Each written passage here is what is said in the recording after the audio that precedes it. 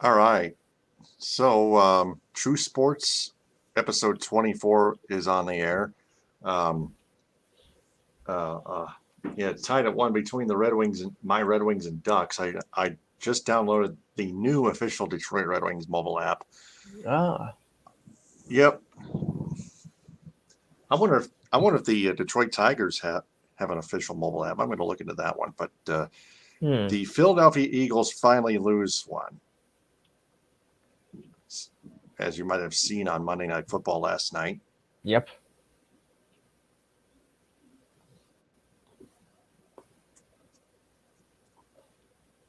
The Tigers don't have one Hmm. as of yet.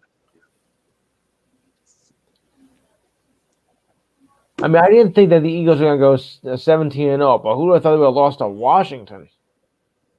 That was like the Yeah, biggest. The the biggest. yeah the Commanders are the Commanders were 4-5 going into that one, and Right. they're still they're they're playing like they're still in the hunt. Hmm.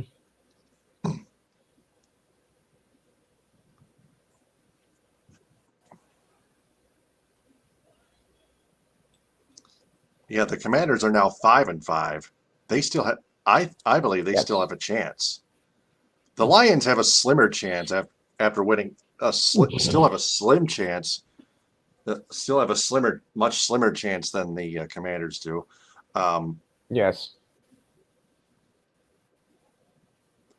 um, but uh, but after winning two straight, the Commanders, yeah, yeah, they were up to the task. They were on the road. They were battling things. They were battling it out at an NFC East showdown. Uh-huh. Yeah, the Commanders 5-5, still fourth place in the NFC East. It's very competitive. The Cowboys 6-3, the Giants 7-2, and the Eagles 8-1. Uh, Yeah, it's really tight. Yeah, the most competitive I've seen the in years. NFC. Yeah, the NFC East is now totally up for grabs.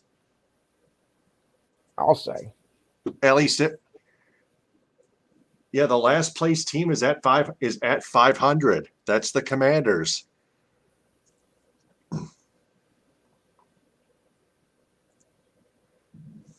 That it's a very competitive NFC East division. Yes. Yeah, but the Lion, I can't believe the Lions won two straight. They they came back from down two scores. Jeff Okudah, his first career pick six. Jeff Okudah, his first career pick six. He's been evolving. Yeah. Yeah, and Jamal Williams with a game-winning touchdown. Um, yeah, and then O'Gora with the sack, and then the first down, sealing it.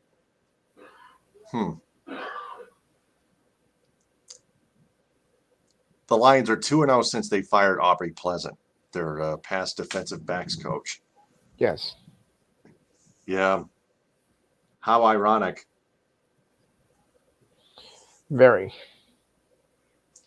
Yeah. And just earlier tonight, the Michigan State Spartans upset the fourth-ranked Kentucky Wildcats 86-78 in double I know. overtime. Wow. Yeah, Kentucky looked like they were falling apart in the end. They were Yes. continuing to. John Calipari was still arguing, Here. constantly arguing with the officials, and Michigan State just kept fighting, and they won by 8 points. 8. Kentucky just fell apart in the double overtime period. Michigan State with two game-tying baskets at the end of regulation, at the end of the first overtime period on a Malik Hall slam dunk. He took it right to the rack with nobody covering him. That makes it even worse. For the Kentucky Wildcats, even better for the Michigan Yes. State Spartans. Joey Hauser, I Yeah. loved his jump shot touch. Long two. It's a little longer than mid range. Almost 3 point. It's almost 3 point range if you see it for yourself. Mm. Yeah, Joey Hauser was knocking down his shots. Tyson Walker, I didn't like his performance tonight, but the entire team kept fighting. Sissoko, Malik Hall, Hogard got injured, but hey, didn't even matter. No. The Spartans overcame adversity and they won. Boom. Period. Michigan State That's is what you 2-1. gotta Kentucky is 2-1.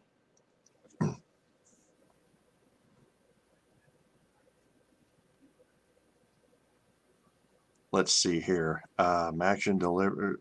No. Luka Doncic. No.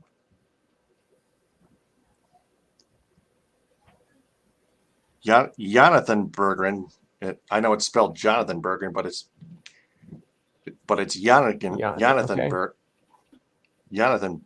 Berggren. Berggren, not Berggren, but it's Berggren. I think probably from Sweden or something. Yeah, Sweden. Yeah. Overseas. Tigers. The Detroit Tigers have hired have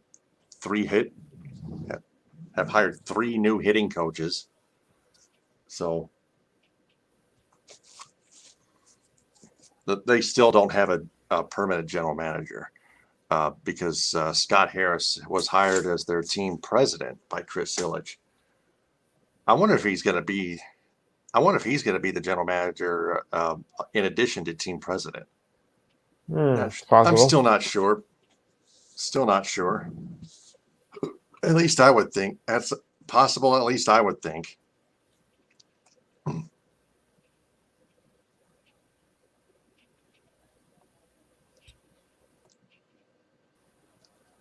Yeah, just another user on YouTube that I just had to block. But yeah, we apologize for those comments on live chat. They're gone now. Yeah. But Pistons, they're still being the Pistons. They're 3-12, and now they lose Isaiah Stewart to a I think 3-12, huh? Yeah, it's a sprained toe, a sprained right big toe. He'll be reevaluated in 2 or 3 weeks, according to Adrian Wojnarowski of ESPN. But Cade Cunningham should be coming back soon. Tyler Bertuzzi, for example, Tyler Bertuzzi has returned tonight and was in the starting lineup in tonight's game for the Red Wings against the Anaheim Ducks.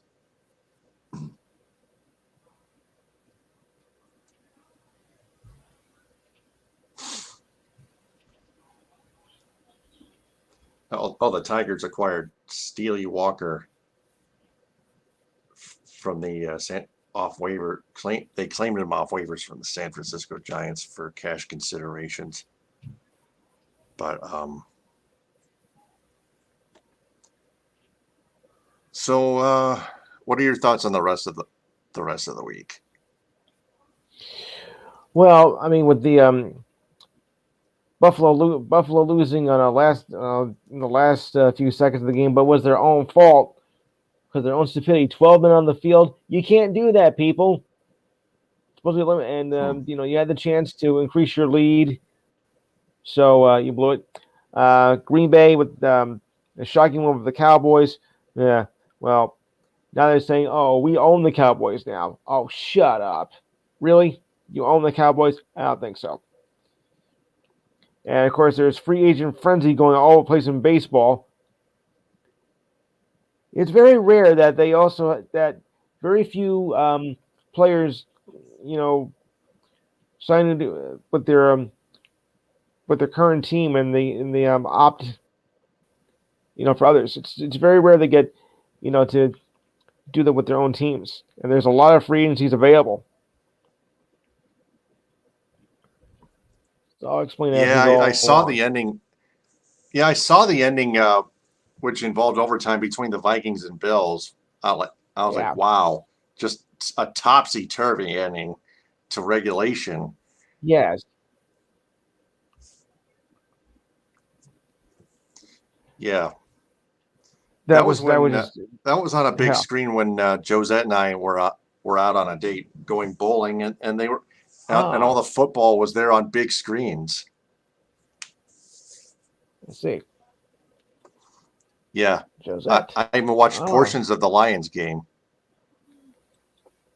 so, Uh, and it turned out to be a victory for the yeah. Lions. Is Josette a Lions fan? She doesn't follow sports, but she Ah, acknowledges me and respects me. I okay. respect her. Because well, my girlfriend sort of does follow it, but not as much as I do. And for the record, she's a Bills fan. I don't know why, but she is. Hmm. I mean, the Bills are still good by record, at least, but yeah, I see where you're Yeah, going with that one. yeah, but because it's kind of unusual to have any Bills fans in this part of the area. Mm-hmm. True. You get the idea. Then, You get the idea. all right. So, ready for your true sports report? Oh yeah. All right, so here we go, folks. Right now, the NHL, the Red Wings and Ducks are tied at one apiece. 11:40 to go in the second period. The Sharks and Knights are tied at 1-1. 11:54 to go in the second period. All the rest are final. As the Canucks beat the Sabres 5-4. The Panthers over the Capitals 5-2. Devils over the Canadiens 5-1. They're doing extremely well this season. The Leafs over the Pens 5-2. The Lightning over the Stars 5-4 in overtime. Yes. Blue Jackets over Flyers 5-4 in overtime. And the Predators over the Wild 2-1. That just went final. So we'll check the. Actually, yeah. Oh, and of course, that's how that went. Right now, we also have the NBA schedule here as the Knicks are holding on to a 7-point lead with the Jazz, 113 to make that 4-point 113 to 105, 143 to go. At the half, it's the Blazers over the Spurs, 62 to 56. The Pelicans over the Grizzlies, 113 to 102. The Mavericks over the Clippers, 103 to 101. That just went final. Okay. And over in the college ranks, right now, Duke leads. Actually, Kentucky leads Duke 33 to 29. That's at the half. As we mentioned, Michigan State over Kentucky. Congratulations. Over that. So there's not a big college games for the top 25. But remember, of course, it's early in the season. Actually, it took two overtimes, 86-77. Wow. And number one, North Carolina over Gardner-Webb, 72-66. So that's not too bad. All right, so we'll go now down to our schedules for tomorrow. Before we go to the standings, and of course, and there's a lot of news as we get into the start of the college basketball season. There's been against my Seton Hall Pirates will play tomorrow. My nephew is now at Seton Hall, and he's gonna be all psyched up for the games and whatnot. So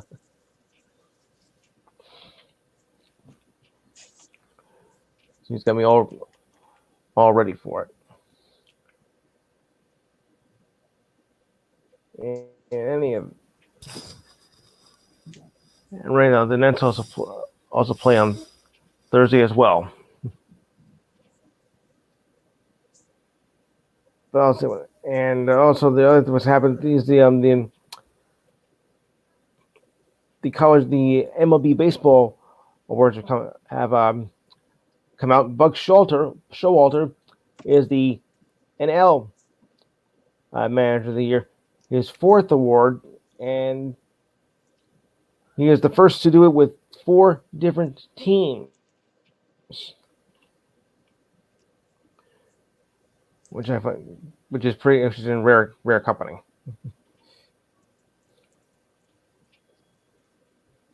That and Showalter, of course, Dusty Baker did not win the award. That I find very surprising. I mean, taking the Astros to the World Series, you would think he would be, primed to win the Manager of the Year award, not debate.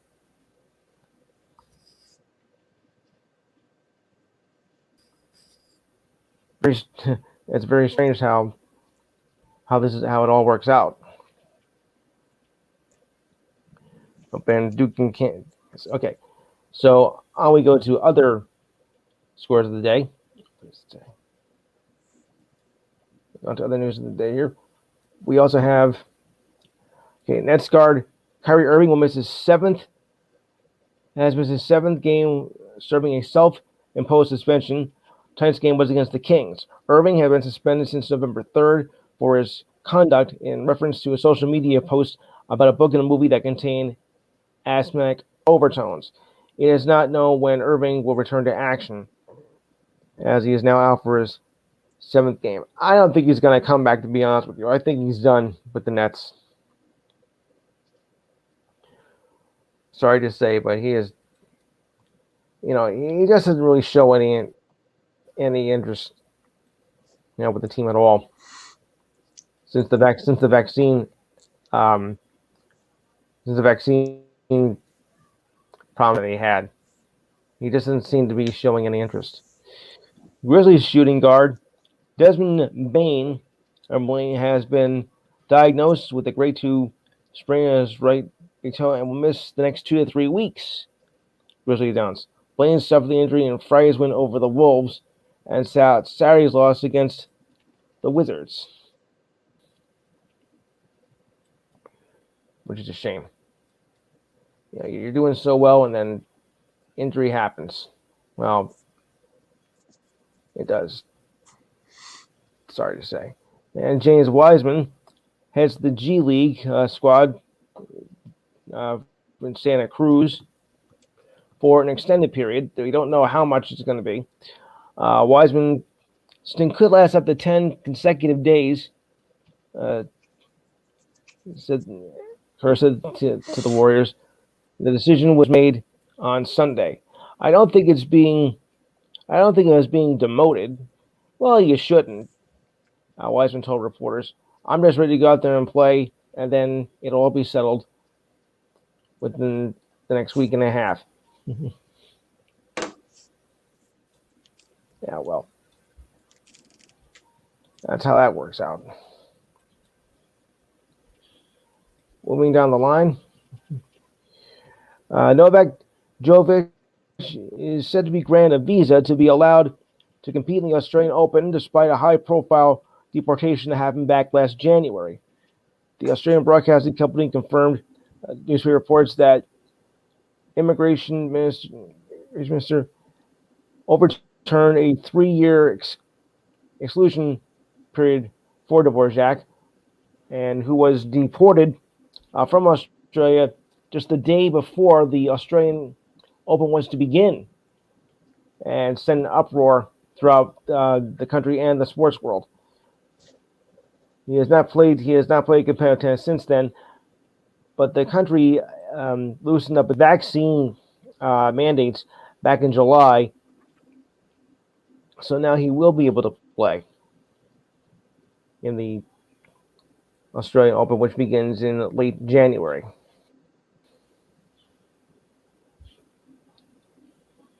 Well, at least we can get that over with. At least, And the Blue Jackets, they go down again. DJ Wagner now. Wait, no. Top high school recruit DJ Wagner now succumbed to Kentucky's men's basketball team, choosing the Wildcats over Louisville. His commitment gives John Calipari and Kentucky top recruit class in the country. If the Wildcats finish the cycle of Wagner's pledge seals the deal, and it'll be the 7th time that Calipari, since Calipari has taken over Kentucky, then they get the number 1 draft pick. Well, I'll admit, Calipari is a good coach, no question about that. But, the thing that he hasn't won, a championship in quite a long time. And right now, this game was a disaster. The Kings are now up 86-63 midway through the third quarter. Of course, I think with Kyrie out now, I don't see how much they're going to be able to continue this atrocious season that they've been going on with. 86-73. So right now, I'll just check out the Knicks game right here. Let's see if any progress is made in that.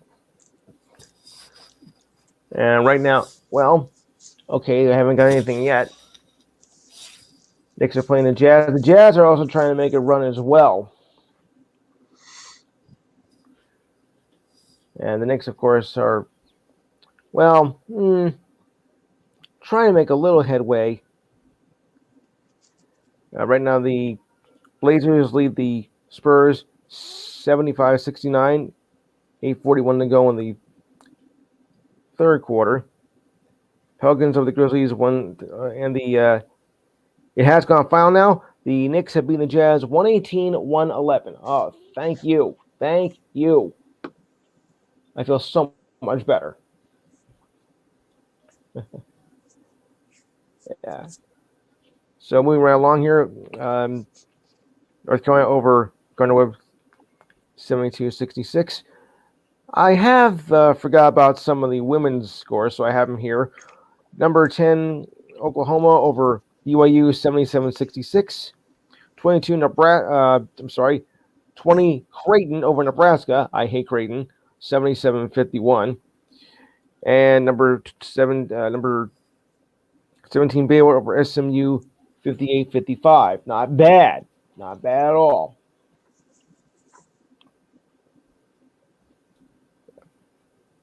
Of course,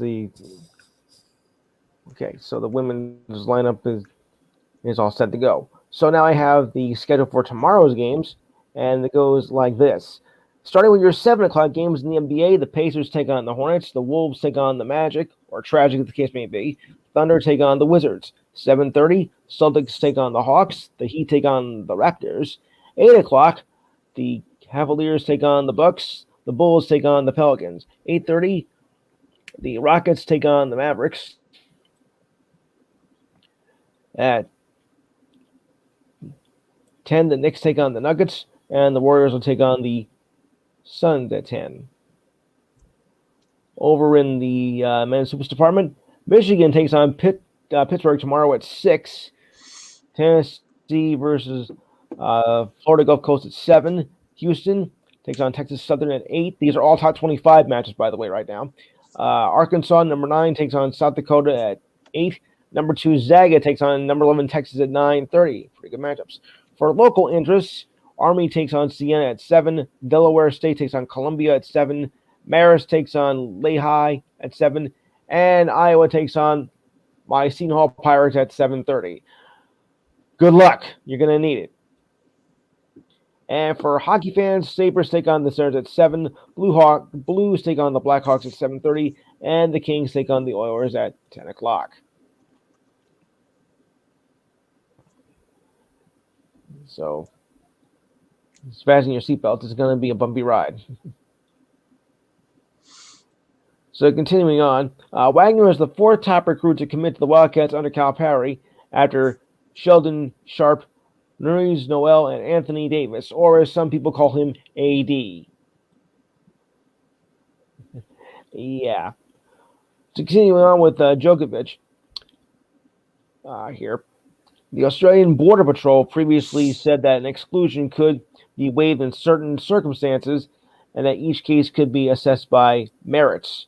The 21-time singles champion was not allowed to defend his title after a legal saga over his vaccination status that ended with his visa being revoked the night before the term began. The Joker, as he's also well known as, arrived at Melbourne Airport as the world's top player with a visa he obtained online and what was believed to be a valid medical exemption. The country's vaccine laws, because that was endorsed by Tennis Australia and the government of Victoria State, which holds the tournament. The medical exemption allowed him to enter the tournament that required all fans, officials, and players to be vaccinated, but not exactly to enter the country. That was rejected, though, by the border force. What else is new? Australia changed its border rules in July, and since July 6th, incoming travelers were no longer required to provide proof of vaccinations. The major barrier for Djokovic to enter the country. Yeah, so we'll just see what happens there. Well, it's still about 2 months away.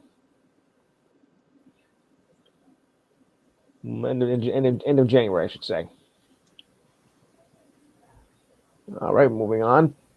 The Blue Jackets, who are having a pitiful year to this start of the season, will now be without forward Patrick Lalane for about a month with a sprained ankle. The Blue Jackets reported that today. Lalane was hurt during Saturday's game against the Islanders. You meant Patrick Laine? Laine. Okay, Laine. He collided with his own teammate Cole Slinger. Both players left the game. They said they were fine, but Laine was seen limping off the field. Okay, the ice, off the arena ice. So that's not a good sign there.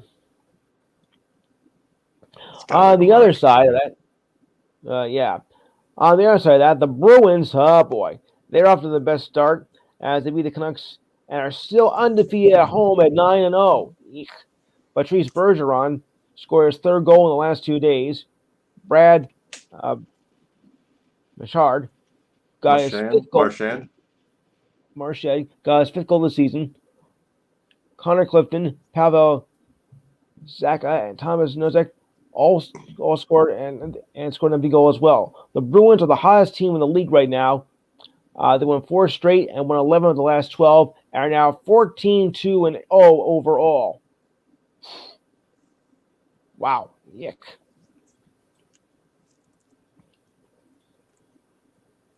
And here's something. Some players have a good game, but still are not enough to help your team to a win. Case in point, despite a performance of 51 points by Darius Garland, the Cavaliers still up on the losing end to the Timberwolves back on Sunday night.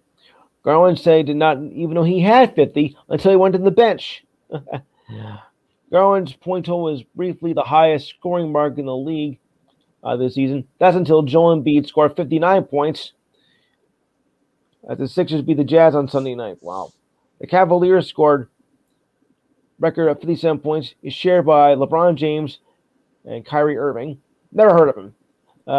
Garland fell 4 points of the record at the Mortgage Fieldhouse, marked by Kyrie Irving and James Harden. Garland did become the 4th player in team history to score 50 points in the game, along with Walt Wesley, Irving, and LeBron, who did a total of 9 times. Okay. To continue on with Embiid, he had quite a weekend. He scored 42 points in Saturday's game win over the Hawks. And of course, leading to the victory. Little did anyone know that 24 hours later, he would do a number on the Jazz, scoring at 59 points. Embiid had the best game of his career on Sunday night, scoring 59 points, 11 rebounds, 8 assists, and 6 blocks, leading the Sixers to victory. Whew. Embiid carried the Sixers to the win, scoring 26 points, scoring 26 of the Sixers' 27 fourth quarter points, along with 5 of his block shots in the fourth. He said, "This is not about me. We did it as a team." Yes, that's true. Obviously, the coaches put me in these positions, and my teammates fed me the ball. Embiid has set several records in that 3 games. Here's a list. He was the first player to score 50 points, 10 rebounds, 5 assists, 5 blocks in a single game. Blocks becoming a stat in the 73-74 season. He became the first player to score at least 20 points and 5 blocks in a single quarter in the last 25 years. And the first player to outscore players in a single quarter, players in both teams in a single quarter, since Tracy McGrady back in 2006. I forgot how good McGrady actually was. And once again, Ben Simmons, oh boy, and again, comes down with left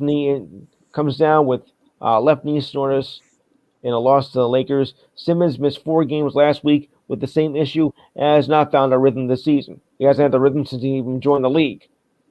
Ugh. The news of the late scratch came as a surprise as he did play 14 minutes in Saturday's win over the Clippers. I'm not surprised at all. Speaking after the loss on Sunday, head coach Jacques Vaughn, who is now the permanent coach, said Simmons had been experiencing soreness before the game, causing him to sit out. Yeah. Vaughn added that he was unsure if Simmons needed another MRI. That depended on how he felt yesterday. Since returning on November 7th, he's averaged 5.7 points, 5.7 rebounds, 3.3 points, and 3.0 assists per game, but has turned the ball over 4 times. He has been coming off the bench as he continues to work his way from an injury setback. He gets injured a lot, folks. If you want my opinion, he's just not that good. Lakers coach David Ham said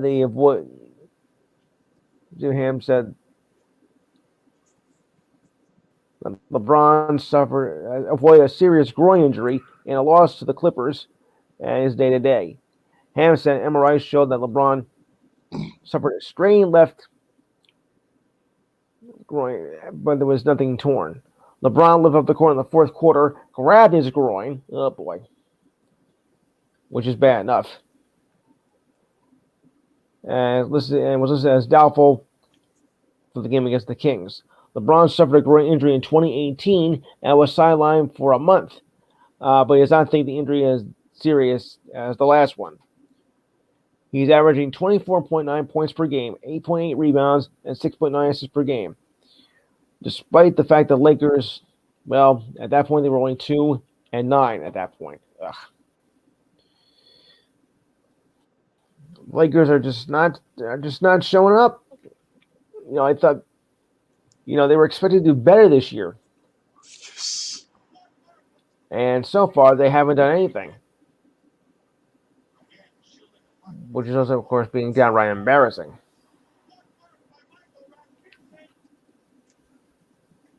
Rasmussen just gave the Red Wings a 2-1 lead. Aha.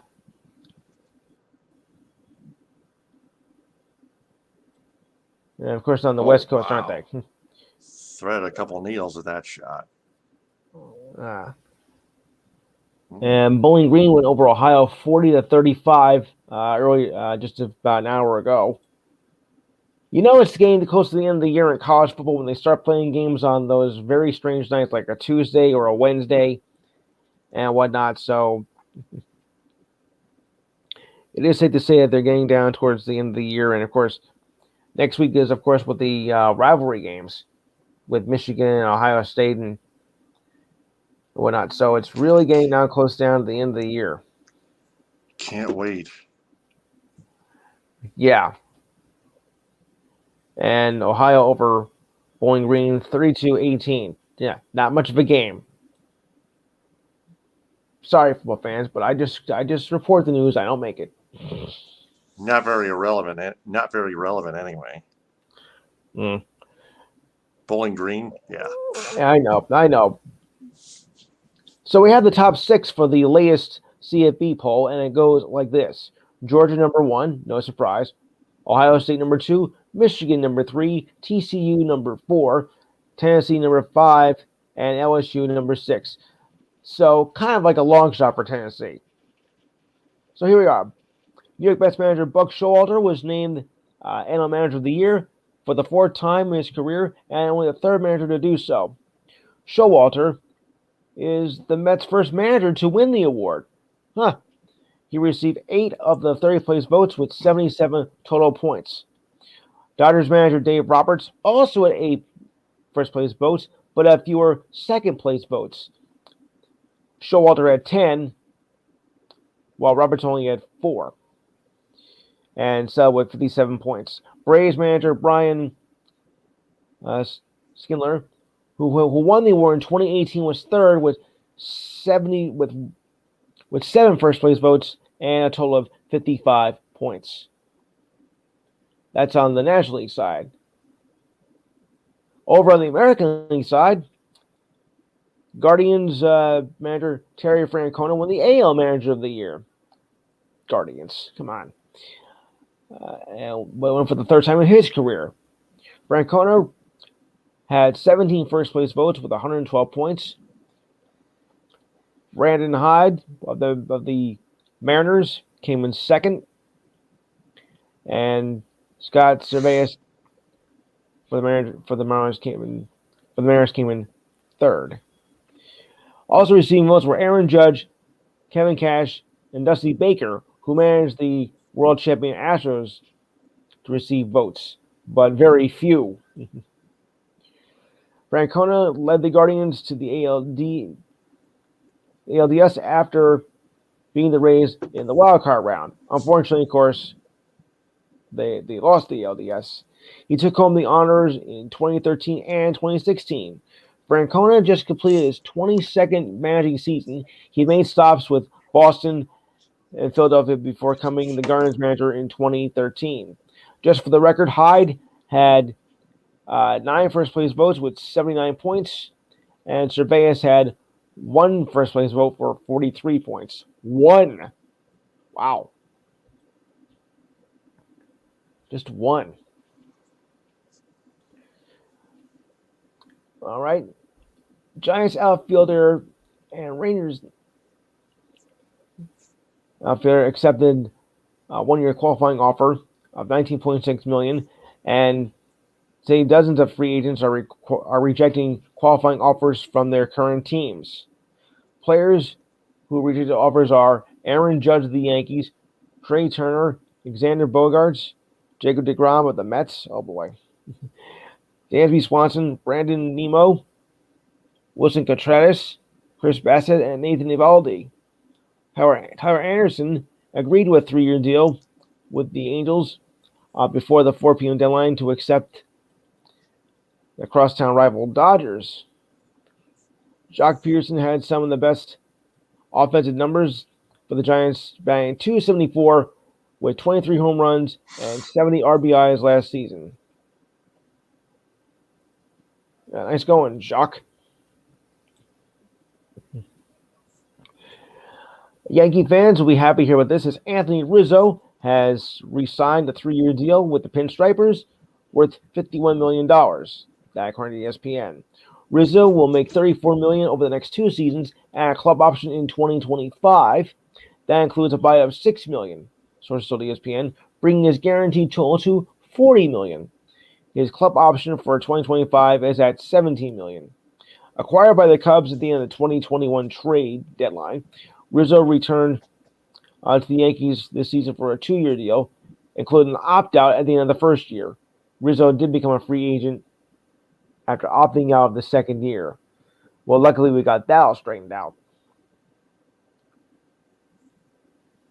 Eagles tight end Dallas Goedert will miss an extended period of time with a shoulder injury after he suffered that in last night's loss to the Commanders, of all teams.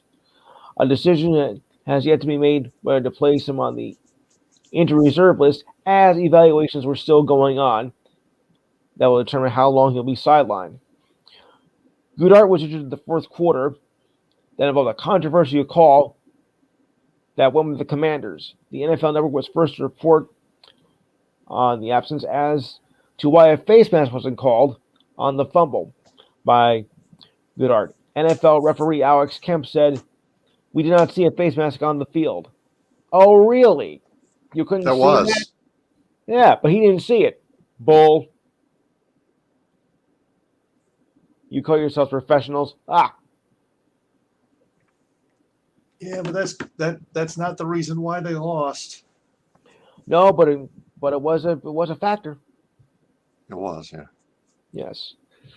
LA Rams wide receiver Cooper Kupp will undergo ankle surgery tomorrow and will be placed on injured reserve set by coach Sean McVay.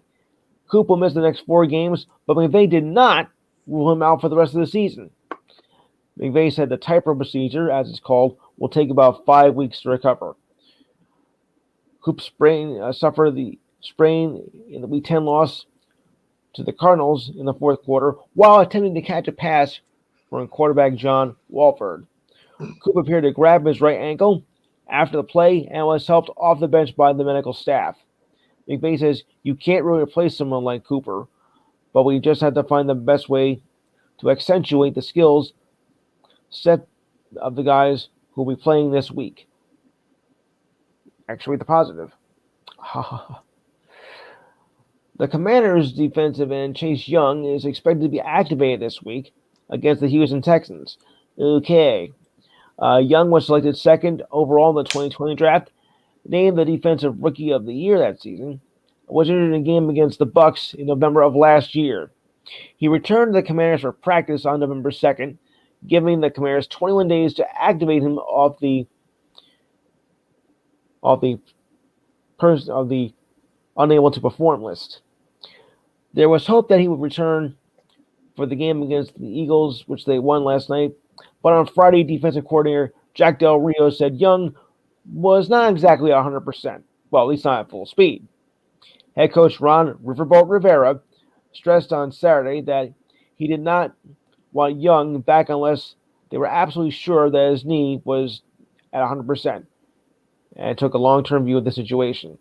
"We won't play unless he's all said and done, 100%, said Rivera. There are some things he is not comfortable with. You can see the frustration as he wants this happen sooner rather than later." Well, I can't blame him for that. I mean, also with the season winding down, I'm sure he wants to get back in action as fast as possible, of course. Former Major League Baseball player Yasiel Puig pleads guilty to a federal charge about sports bets he made with an illegal gambling operator, according to documents unsealed by the U.S. Department of Justice. Okay, this is interesting. Puig, who now plays in South Korea, will plead guilty to 1 count of making false statements, a crime that carries a maximum sentence of 5 years in prison and a fine of $55,000. According to the plea agreement, Puig, who played for the Dodgers, Reds, and Indians, as they were known back then, over a 7-year period, placed bets on events in May of 2019 through a third party who worked through an illegal operation run by former MLB player Wayne Nix. Okay. The things people will do.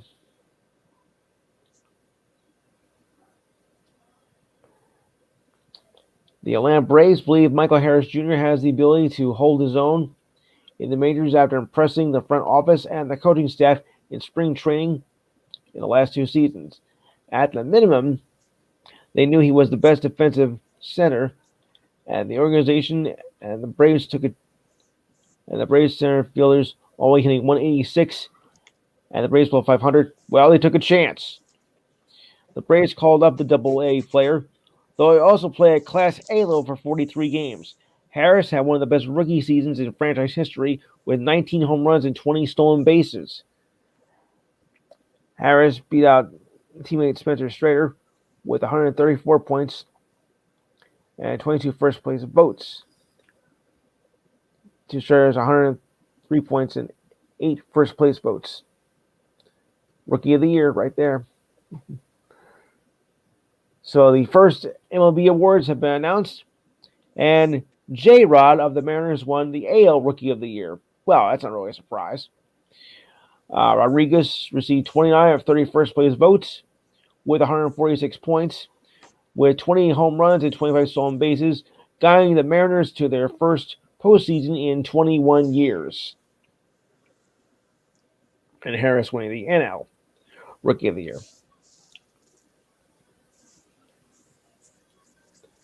And as I mentioned, well, probably the bonehead moment of the week, as the Bills did a no-no as they had 12 men on the field during overtime against the Vikings, and it cost them the game. Well, at least I think so.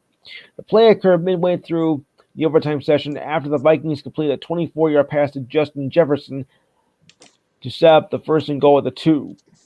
Then on the next play, Vikings tailback Dalvin Cook was tackled for a 3-yard loss.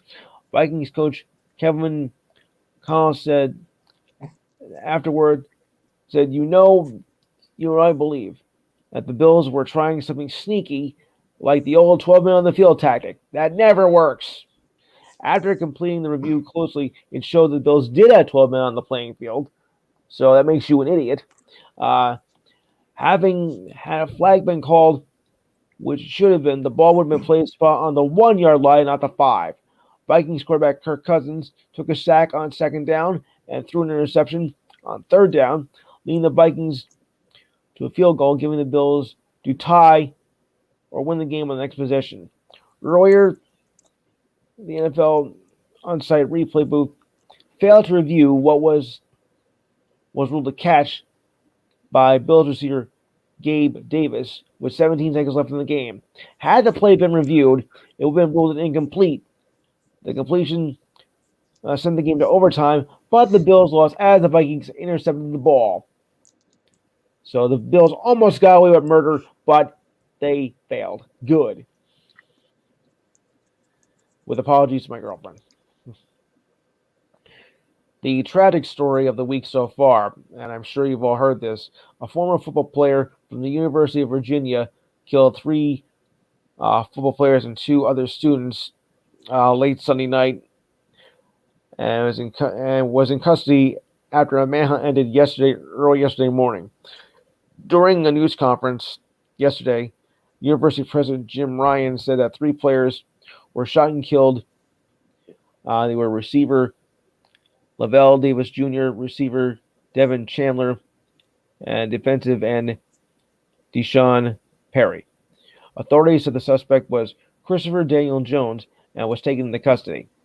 University of Virginia Police Chief Tim Longo said Jones was arrested and charged on 3 counts of second-degree murder and 3 counts of using a handgun and the commission of a felony. 2 other students were shot and taken to the hospital. One was in good condition, and the other was in critical condition. The other students were not identified, and the 2 students that were shot were not given. Well, their names were not given. It's a shame with that, though. And Baker Mayfield will return to the starting lineup this week for the Panthers. An MRI over the weekend revealed a high ankle sprain on PJ in the victory over the Falcons on Thursday. Sam Darnold, who lost the starting job to Mayfield in training camp, will be the backup as they face the Ravens. Seriously, you want to go with him? Okay. This will be the first start since he injured his ankle in Week 5 when they lost to the 49ers. He was replaced by Walker the next week as the Panthers faced the Rams and remained as the backup for the next 4 weeks despite being healthy enough to play. Mayfield's playing time in the past month, his only playing time in the past month, came against a loss against the Bengals in Week 7. He led 3 scoring drives and was 14 for 20 passing for 155 yards and 2 touchdowns. Okay. And one more note here. New Indianapolis Colts coach Jeff Saturday is off to a good start as they beat the Raiders. Okay. Saturday took over coaching duties after owner Jim Irsay fired Frank Reich last week, despite never having coached in either the NFL or college for that matter. While the Colts have 7 games left remaining, including one against the Eagles, the win gave them a reprieve over a hectic few days. The Colts grabbed the victory when cornerback Stephon Gilmore defended a 4th down pass in the end zone against Davante Adams with 52 seconds left. The Colts had to revamp the coaching staffs on the fly this week, with Saturday mostly detailing the work to the offensive assistants, including first-time play caller Parks Frazier. But the biggest lift is the return of quarterback Matt Ryan after the Colts previously said that Ryan would be benched for the rest of the season. Not so. Ryan replaced Sam Ehlinger, completed 21-28 passes for 222 yards and a touchdown. He also ran for a touchdown for his first game back within the last 3 weeks. Just when you thought you gave up hope on the guy, guess what, guys? I'm back. And, of course, the Packers beat my Cowboys. Yeah.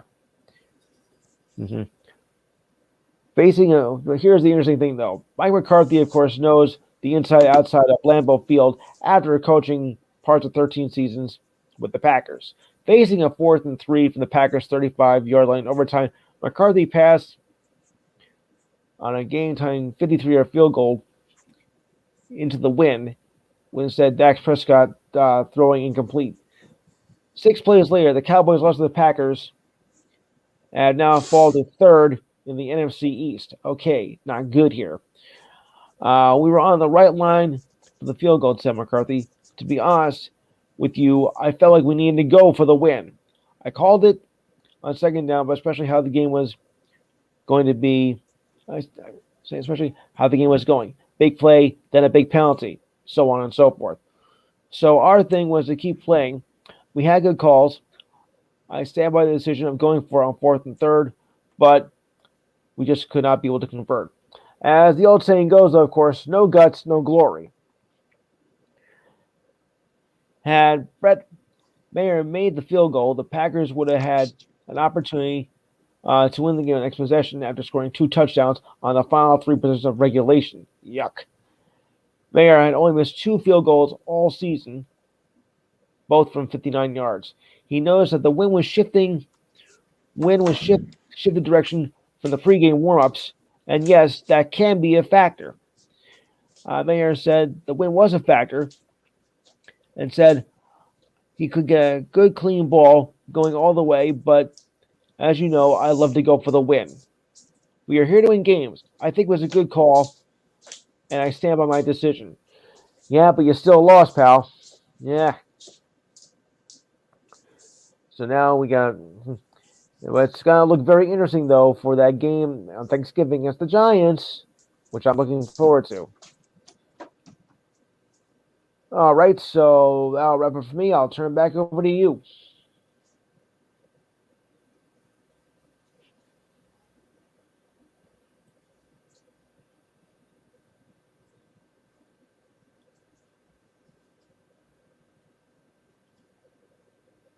If you're still there.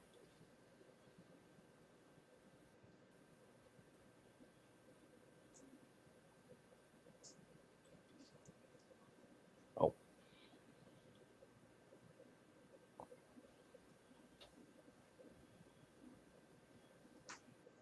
And just hopefully the Cowboys can rebound this week. Ugh.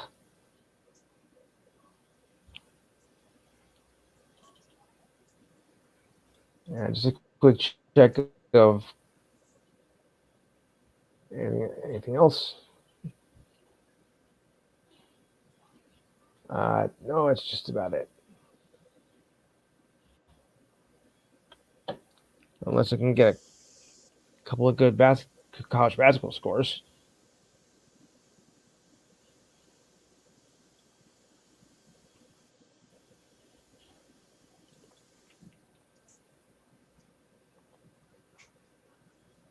Yeah.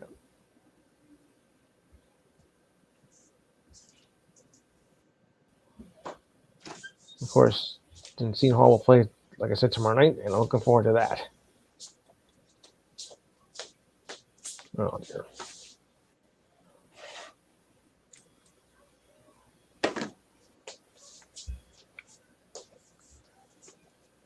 Oh, just a second here. I think I took care of a few more things. Yeah, we have to do the standings here. Oh, Blazers are up down 72-63. Oh boy. And the Kings are really blowing it now. Not good. So we'll take a look now at the standings that are going on here in the NBA.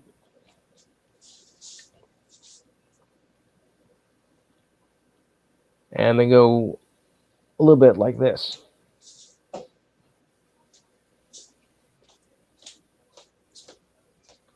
But right now the Nets are going to okay. In the Eastern Conference, the Celtics are 11-3 and have a half game lead over the Bucks at 10-3. At 9-5 are the Hawks, 2 back. The Cavaliers are 2.5 back at 8-5. 8-5. Huh? The Wizards are at 8-6, 3 back. The Raptors are 8-7 at 3.5 back. The Knicks are a decent 7-7, along with the 76ers. They're both 4 back. Also with the Miami Heat at 7-7, and the Pacers are 6-6, 4 back. The Bulls are 6-8, 5 back. The Nets are 6-8, 5 back, pending outcome of this game. The Magic are 7 back at 4-10. The Hornets are 4-11, 7.5 back, and the Pistons are 3-12, 8.5 back. Sorry. To the West, the Blazers are 9-4, tied with the Denver Nuggets. Jazz are only a half game back at 10-6. The Suns are 8-5, a game back. Also, along with the Mavericks, the Grizzlies are 9-6, a game back. The Pelicans are a game and a half back at 8-6. Clippers are 8-7, 2 back. The Kings and the Warriors are. The Kings are 6-8, 6-6, and the Warriors are 6-8 at 3.5 back. The Wolves are also 6-8, along with the Spurs and Thunder. That's all 3.5 back. It's a log jam here, folks. The Lakers are 3-10, 6 back, and the Rockets 2-12, 7.5 back. As the old saying goes, though, it gets late early. So if the Lakers are going to have a chance to redeem themselves and at least make a shot at the play-in game, well, they better do something, and they better do something quick. Or let me tell you something, guys. It's going to be a long season in LA. Over to the NHL standings now. The Bruins, yeah, they're hot. 14-2-0, 28 points. The Leafs 9-5-3, 21 points. The Panthers are 9-6-1, 19 points. The Lightning 9-6-1, 19 points. The Red Wings 7-5-3, 17 points. So that's pretty decent for them, as they haven't done anything in recent years. I know, right? Yeah. The Habs are 8-7-1, 17 points. The Sabres, an improvement, 7-9-0, 14 points. And the Senators, 5-9-1, 11 points. Over to the metropolitan area, my division that is. Oh boy, Diane's happy now. Devils, 13-3-0, 26 points. Okay. Islanders, 22 points, 11-6-0. I got to go throw up. Hurricanes, 10-5-1, 21 points. Rangers, 8-6-3, 19 points. Flyers, 7-6-3, 17 points. The Capitals, 7-9-2, 16 points. Sorry, Steve. Pens, 6-7-3, 15 points. And at 11 points are the Columbus Blue Jackets at 5-9-1. Not good at all. To the West, the Stars, 9-5-2, 20 points. The Jets, 9-4-1, 19 points. The Avalanche, 8-5-1, 17 points after a little bit of a slow start. The Wild are now 7-7-2, 16 points. The Blackhawks, 6-6-3, 15 points. The Predators, 7-8-1, 15 points. The Coyotes, 6-8-1, 13 points. And the Blues, who are really feeling blue right now, at 12 points at 6-8-0. No pun intended, of course. The Knights, they're back on track after a lousy season last year, 13-3-0 and 26 points. The Kings, 10-7-1, 21 points. The Kraken, 8-6-3, 19 points. The Oilers are 18 points at 7-6-2. Canucks, 5-9-3, 13 points, which is not as all it's cracked up to be. The Sharks, 13 points at 5-9-3, and the Ducks, nothing to crack up about at 4-10-1 at 9 points. 9 points in mid-November. Wow, that's sad. And the Red Wings lead them 2-1 right now. 14:59 left, third period, and the Ducks just took a penalty. Aha. Ducks take the penalty. But still, only 9 points at mid-November. That's, what does that tell you? How your team is going. If they're going anywhere at all. Ugh.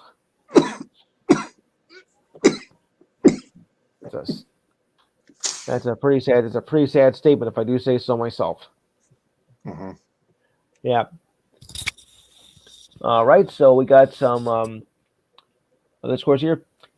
Dayton is leading UNLV 32-22. They're 21 ranked. 4:27 to go. Duke leads Kansas. Kansas leads Duke Duke leads Kansas 59-54 with 4:27 to go in the second half. I don't think that's over yet, folks. This might go to overtime as well. At least I think so. San Diego State over Stanford 74-62. They're 17th ranked, that is, San Diego State. And in the Battle of Alabama 18th ranked over South Alabama 65-55. All right, so that will conclude my notes for the evening. I'll turn it back over to you. It's now good morning, actually. And that concludes episode 24 of True Sports. I'm ta-ta for now, and I'm the high. Very nice.